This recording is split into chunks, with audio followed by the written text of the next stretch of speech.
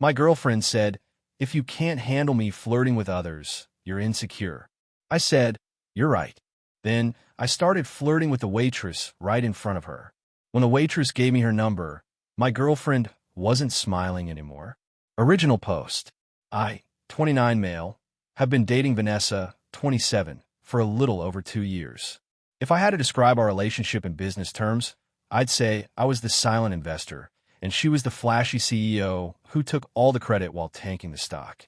Vanessa is beautiful. That's not me bragging. It's just a statement of fact, like saying water is wet or rent in the city is overpriced. She has the kind of looks that stop traffic, and unfortunately, she built her entire personality around that traffic-stopping capability. She thrives on validation. She consumes it like oxygen.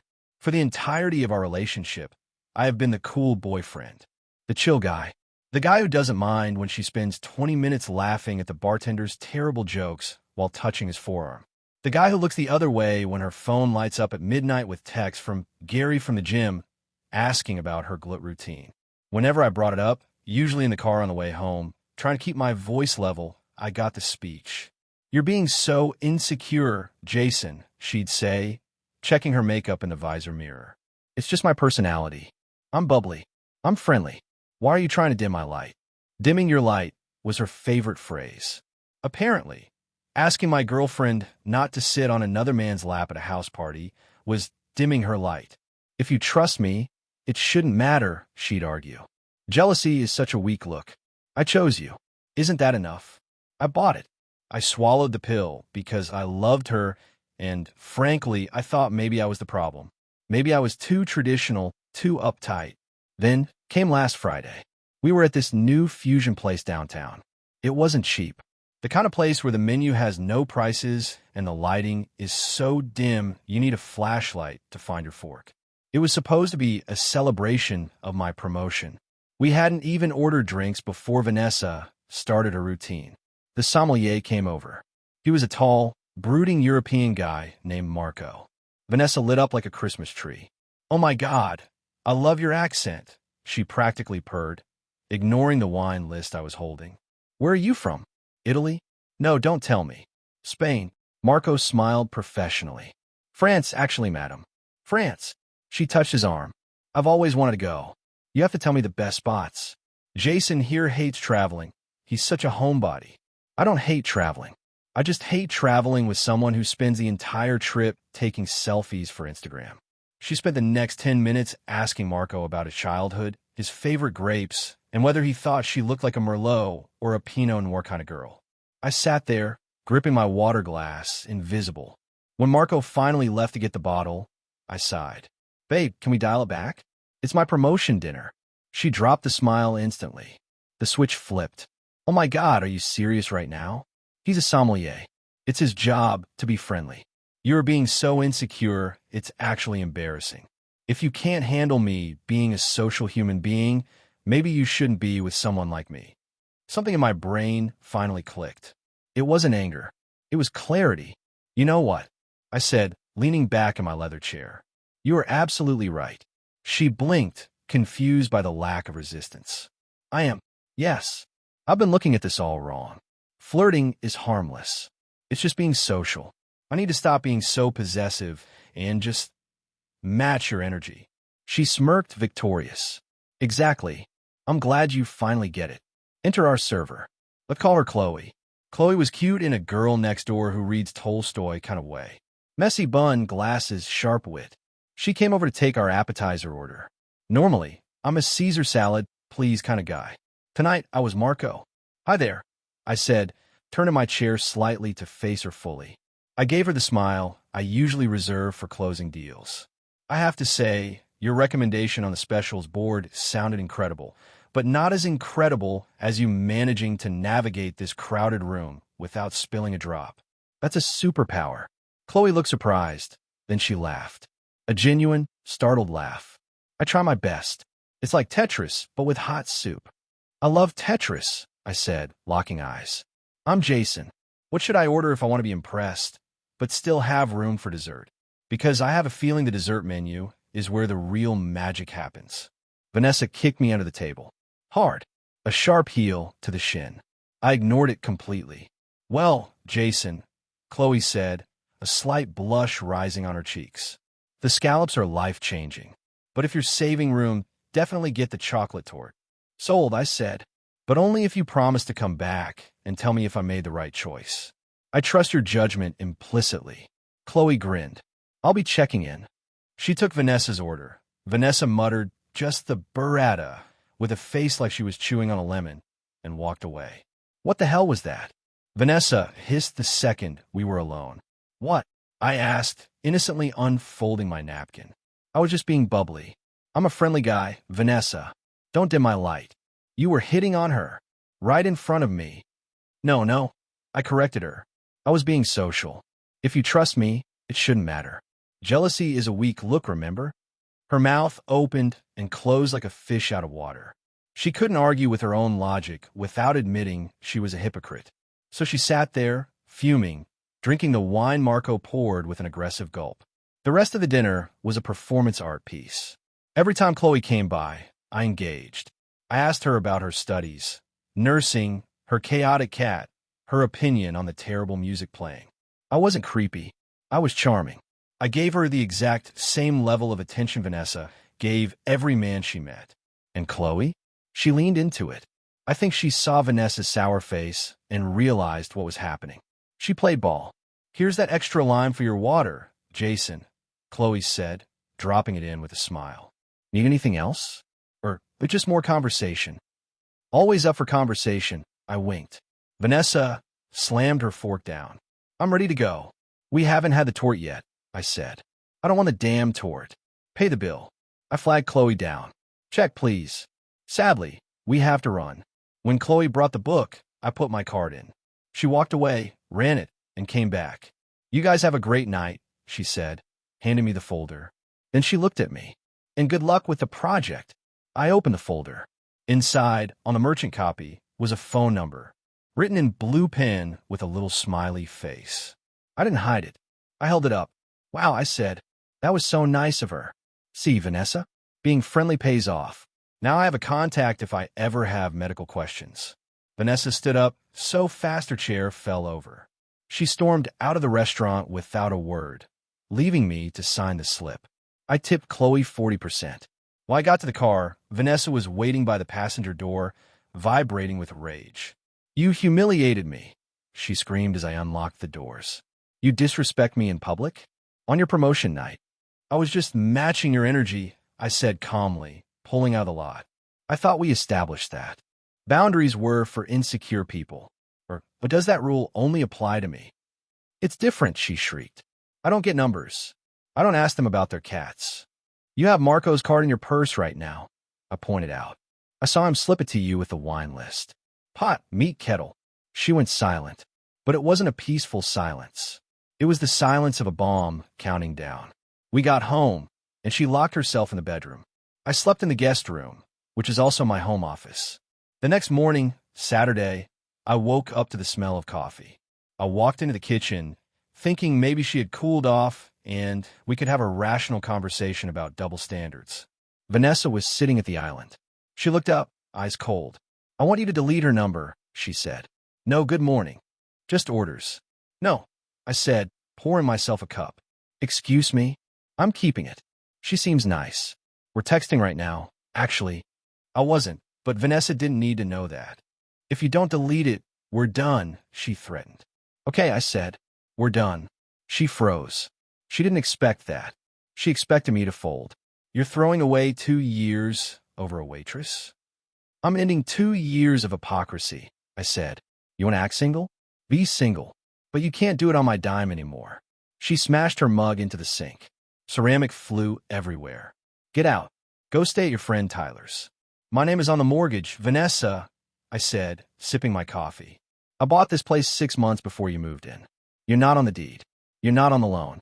You're barely on the utility bills. I'm not going anywhere." "Then I'll make your life hell until you leave," she hissed. "You're welcome to try," I said. "But remember, I'm the one who pays for the Wi-Fi." Update 1. It has been 5 days since the dinner, and the apartment has turned into a war zone. If you thought Vanessa would realize her double standard and apologize, you haven't met Vanessa. Entitlement doesn't bend. It breaks everything around it before it cracks. Saturday and Sunday were a masterclass in passive-aggressive warfare. She started by blasting breakup anthems at full volume from the bedroom. I countered by putting on my noise-canceling headphones and watching a documentary on industrial engineering. Then came the parade of men. On Sunday afternoon, I was in the living room reading. The door opened, and Vanessa walked in with two guys. One looked like he lived at the gym, and the other looked like he was in a boy band cover group. "Oh, don't mind him," Vanessa said loudly, gesturing to me like I was a piece of old furniture. "That's just a roommate. He's moving out soon." She led them to the kitchen and started making margaritas with my tequila. "So, Chad," she giggled, touching gym guy's bicep, "you have to show me that workout you were talking about." I didn't get mad. I didn't storm out. I put my book down and walked into the kitchen. "Hey guys," I said, putting on my best customer service voice. "I'm Jason. Just a heads up, the ice maker is broken, so you'll have to use the trays. And Chad, right? If you're going to be here a while, could you move your Jeep? You're blocking my driveway, and I have a contractor coming later." Chad looked confused. Yeah, sure, man. Cool. Also, Vanessa, since we're entertaining, are you planning to pay me back for the tequila today, or should I just add it to the tab with the rent you missed last week?" The room went silent. Vanessa turned purple. "You are such a buzzkill," she screamed. "Just practical," I said. "Enjoy the drinks, boys." I went back to my reading. The guys left 20 minutes later. Apparently, the vibe of roommate financial dispute isn't an aphrodisiac. Monday is when the real dirty tricks started. I work from home on Mondays. Vanessa works as a social media coordinator for a boutique, which mostly means she posts on Instagram and calls it labor. I went into my home office around 9 a.m. My desk chair was wet. Not damp, soaking wet. She had poured water on the seat cushion. I sighed, swapped it for a kitchen chair, and locked the door. Around noon, the internet went out. I checked the router in the living room. It was gone. She had taken a router. I texted her, "Where's the router?" She replied, "I don't know. Maybe it ran away because you're insecure." Mature. I drove to the electronics store, bought a new high-end router, and set it up in my office. I password protected it with something she would never guess, the date of the Battle of Hastings, because I'm a nerd. When she came home that evening, she tried to connect to the Wi-Fi. "What is the password?" she demanded, standing in my office doorway. "It's for paying tenants only," I said without looking up from my monitors. "I live here. You exist here," I corrected. "You haven't paid rent in 3 months because you were saving for our trip to Cabo. Since the trip is off and we're broken up, you're essentially a squatter. Squatters don't get gigabit internet." She stormed out. Tuesday was the escalation point. I came home from the gym to find my clothes, my suits, my work shirts, my favorite jackets, piled on the balcony. It had rained while I was out. "Oops," she said, painting her nails on the couch. I was cleaning the closet and ran out of space. I thought they'd air out. I looked at the sodden pile of fabric. A normal person would scream. I just felt cold. "Okay," I said. "I see how we're playing this." I gathered the clothes. Most were salvageable with dry cleaning. I took them to the cleaners immediately. Then I initiated the authorized user purge. Vanessa has terrible credit. When we moved in together, I added her as an authorized user on my main credit card so she could buy groceries and household stuff for us. I logged into my banking app. Remove authorized user. Click. Then I looked at the streaming services. Netflix, Hulu, HBO, Spotify. All in my name. Log out of all devices. Change password. I went to the kitchen, made myself a sandwich, and waited. It took about an hour. She was trying to watch her reality show. "Jason," she yelled from the bedroom. "Netflix isn't working." "I know," I called back. "I changed the password." "Give it to me." "No, it's $15.99 a month. You can sign up on your own account." "You are being so petty. It's just Netflix. It's just a router. It's just clothes on a balcony. It's just flirting." She came stomping into the living room. "You are financially abusing me. Stopping you from spending my money is not abuse, Vanessa. It's budgeting. Speaking of which, I need you to move your car out of the garage. I'm renting that spot out starting tomorrow." "What? You can't do that. It's my house." I can rent the garage space to anyone I want. My neighbor Dave offered me $200 a month to store his classic Mustang. Since you aren't paying rent, Dave gets priority. But where will I park? The street parking is a nightmare. I heard walking is great for maintaining that bubbly personality. She actually tried to throw a vase at me. She missed, and it shattered against the wall. That was a vintage West Elm piece, I noted, deducting that from the deposit you never paid. Here is where it gets legal. Yesterday, Wednesday, I got a call from my mother. She was crying.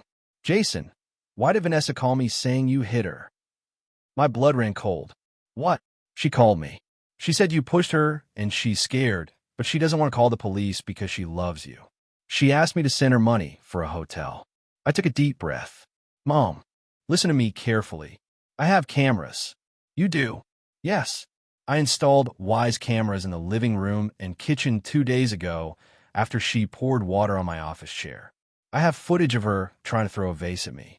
I have footage of her sitting on the couch, perfectly fine. She's lying to get money out of you.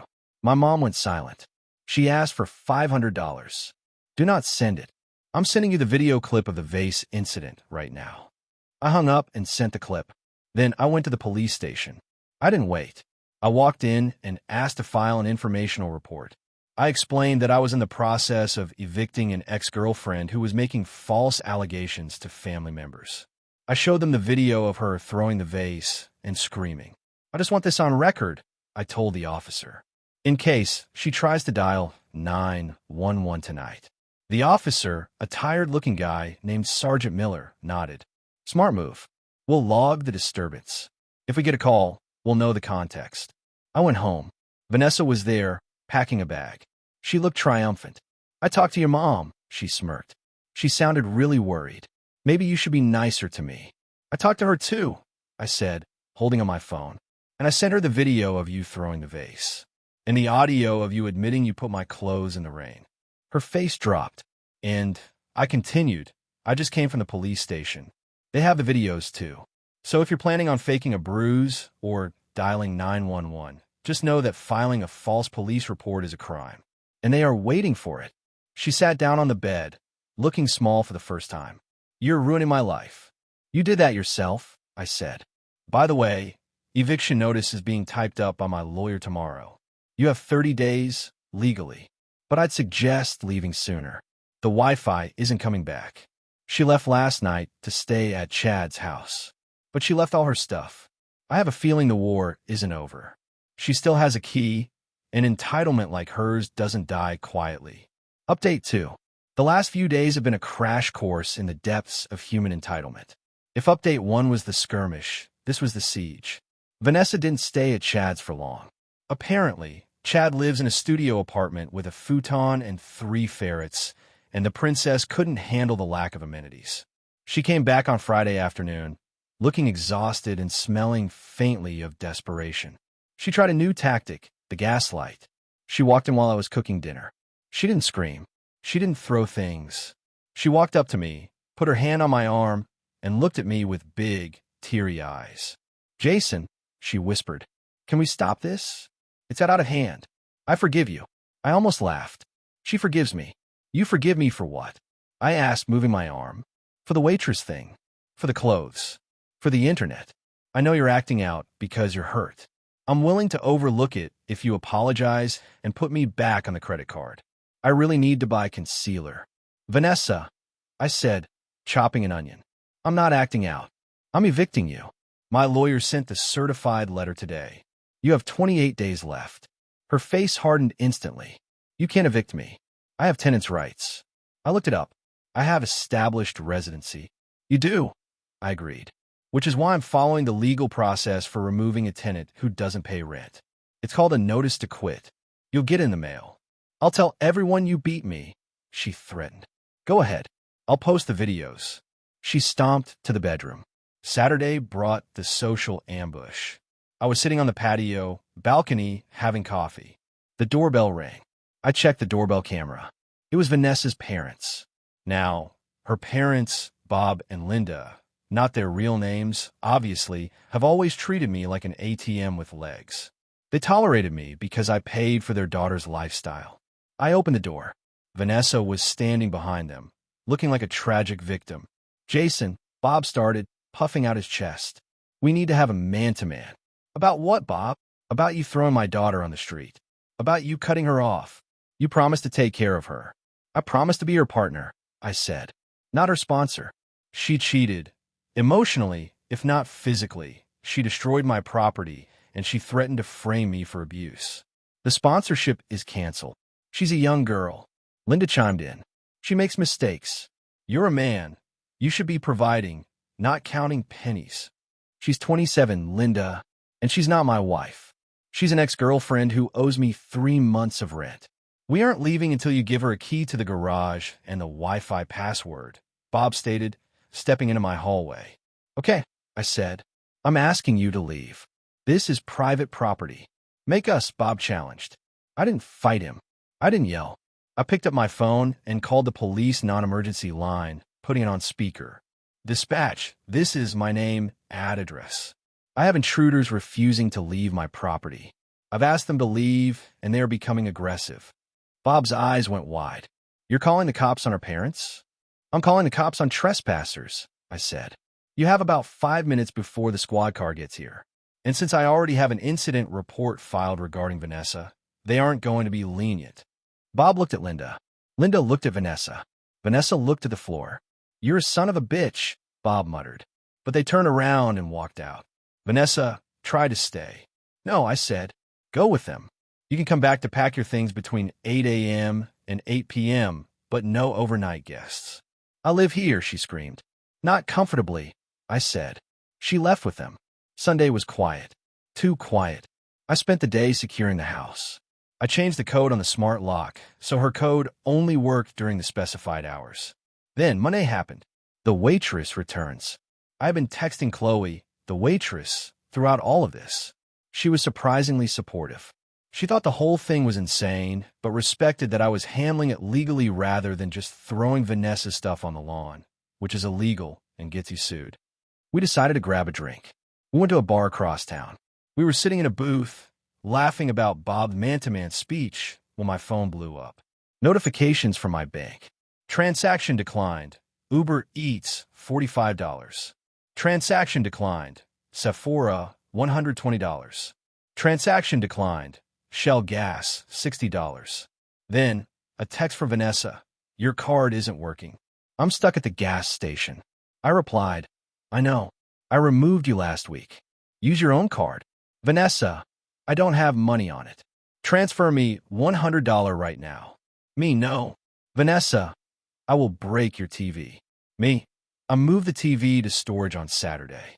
The only thing in the living room is a folding chair. Break it if you want. It cost $12.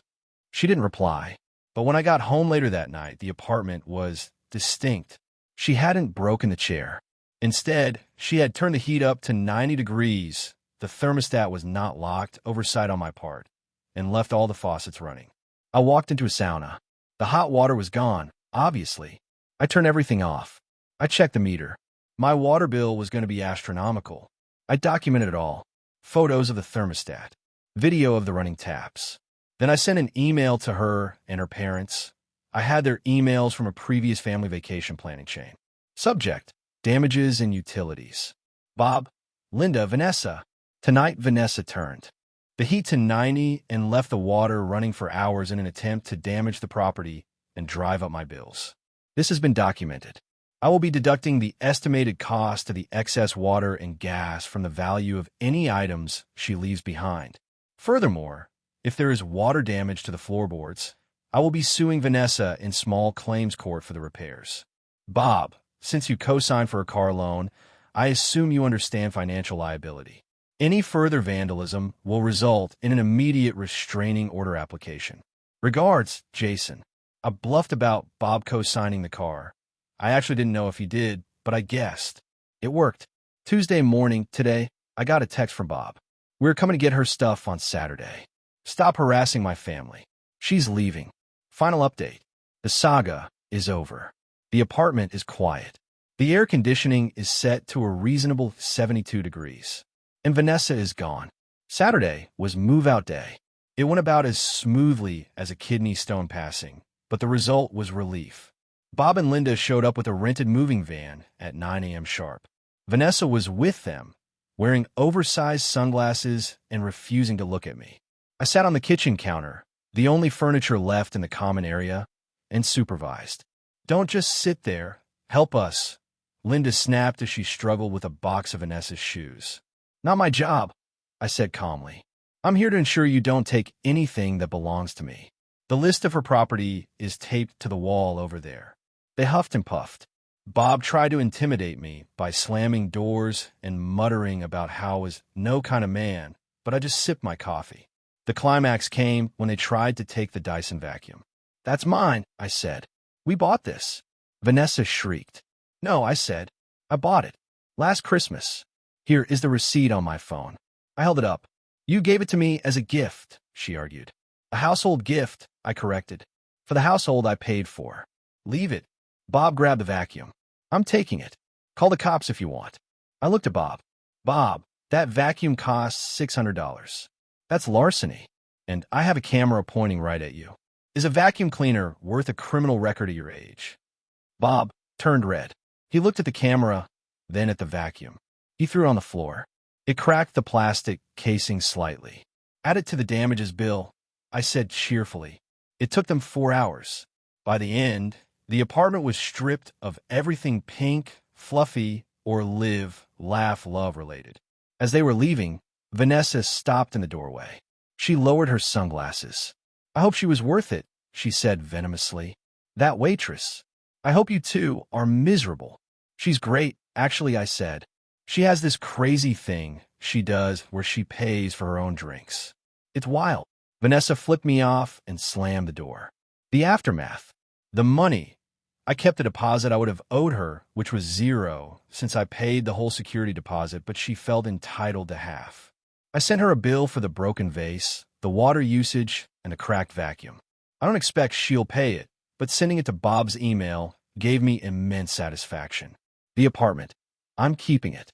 It's expensive alone, but without her spending my money on groceries, which were mostly wine and expensive snacks, and her allowance, the authorized user card, I actually have more disposable income than before.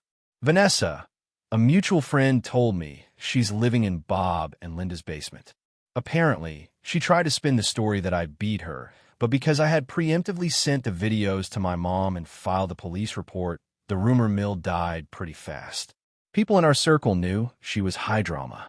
When the videos of her tantrums circulated, "Thanks, Mom, for defending me," the victim narrative collapsed. She's now posting vague TikToks about narcissistic survivors. "Qley, we went out for dinner last night. A nice place. The waiter was a guy. He was charming. He joked with us. I watched Qley. She laughed. She was polite. She ordered her food. Then she turned to me and asked about my day. She didn't touch his arm. She didn't ask for his life story while ignoring me. She didn't ask for his number. It was so normal it felt revolutionary. At the end of the meal, the check came. I reached for it. "Split it," Qley offered. "I got this one," I said. "You got the drinks last time." "Deal," she smiled. Vanessa was right about one thing. I was insecure. I was insecure because I was in a relationship with someone who actively tried to make me feel replaceable. I don't feel insecure anymore. I feel free. Also, I changed the locks, just in case.